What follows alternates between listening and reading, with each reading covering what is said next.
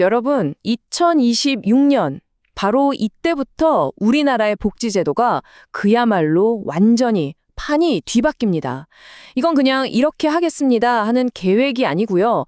예산까지 딱 정해진 확정된 변화입니다. 오늘 이 내용 끝까지 보시면 남들보다 한 발 앞서서 이 큰 혜택을 준비하실 수 있을 겁니다. 안녕하세요. 돈이 되거나 도움이 되는 정보를 콕콕 집어 전달해드리는 인포머니입니다. 네, 맞습니다. 정부가 드디어 바꿨습니다. 2026년부터 특히 중증 장애인분들과 기초생활수급자분들을 위한 복지 정책이 전면적으로 개편되는데요. 이게 그냥 지원금이 조금 오르는 그런 수준의 이야기가 아니에요. 아예 복지제도의 뼈대 자체를 뜯어고치는 정말 대대적인 변화입니다. 자, 그럼 도대체 뭐가 어떻게 바뀌는 건지 가장 핵심적인 변화부터 한번 짚어보겠습니다. 바로 여기저기 흩어져 있던 복잡한 지원 제도들이요. 이제 딱 하나의 시스템으로 통합된다는 겁니다.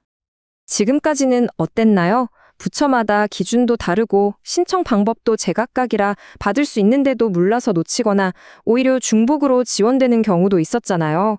정말 복잡했죠. 하지만 2026년부터는 이 통합복지 플랫폼이라는 게 생겨서 딱 한 번만 신청하면 생계, 의료, 주거급여는 물론이고 장애수당까지 한꺼번에 심사하고 관리해줍니다. 와, 정말 훨씬 편리해지는 거죠. 자, 그럼 우리 삶에 가장 직접적으로 와닿는 부분이죠. 바로 생활비와 병원비 지원. 이게 구체적으로 어떻게 달라지는지 자세히 살펴보겠습니다. 먼저 생계급여를 받을 수 있는 기준선이 올라갑니다.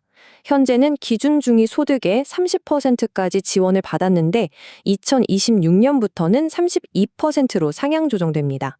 이게 뭐 그냥 2% 오르는 게 무슨 큰 의미가 있나 싶으실 수도 있는데요. 요즘처럼 물가가 가파르게 오를 때는 이 기준이 조금이라도 올라가는 게 정말 중요합니다. 이 기준이 올라가면서요, 그동안 소득이 정말 아슬아슬하게 아주 조금 넘어서 안타깝게 혜택을 못 받으셨던 분들 있죠. 바로 이런 복지 사각지대에 계셨던 무려 14만 가구가 새롭게 혜택을 받게 됩니다. 특히 혼자 사시는 어르신 가구가 우선적인 대상이 된다고 하니까요, 꼭 기억해 두셔야 합니다. 와, 이건 정말 중요한 소식입니다. 병원비 부담이 확 줄어듭니다. 지금까지 일종 수급자분들 병원 가시면 1,000원 내셨잖아요. 이제는 0원, 그러니까 완전히 무료가 됩니다. 그리고 이종 수급자분들도 본인 부담률이 15%에서 10%로 낮아져요. 특히 우리 어르신들이 자주 가시는 치과나 정형외과 진료비 부담이 정말 크게 줄어들 걸로 보입니다. 다음은요, 몸이 불편하신 장애인분들이나 연세가 많으신 어르신들을 위한 일상생활 지원, 이 돌봄 서비스가 어떻게 더 든든해지는지 알아보겠습니다. 여기 보시는 것처럼요, 중증 장애인을 위한 활동 지원 시간이 한 달에 240시간에서 최대 300시간까지 대폭 늘어납니다. 근데 여기서 진짜 중요한 게 있어요. 단순히 시간만 늘어나는 게 아니고요. 그동안 정말 부족했던 야간이나 심야 시간대 돌봄 지원이 새로 생긴다는 점입니다. 이제 가족분들의 돌봄 부담을 조금이나마 덜 수 있게 된 거죠. 이것도 정말 편리해지는 부분입니다. 예전에는 집세 지원 따로 신청하고 겨울에 난방비 지원 또 따로 신청하고 좀 번거로우셨죠? 이제는 그럴 필요가 없습니다. 주거급여 대상자로 선정만 되면요, 에너지 비용이 알아서 자동으로 합쳐져서 한 번에 지급됩니다.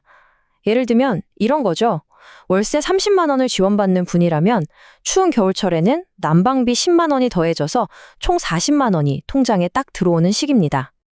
자, 이제부터가 이번 개편에 어떻게 보면 숨겨진 핵심, 하이라이트라고 할 수 있는 부분입니다.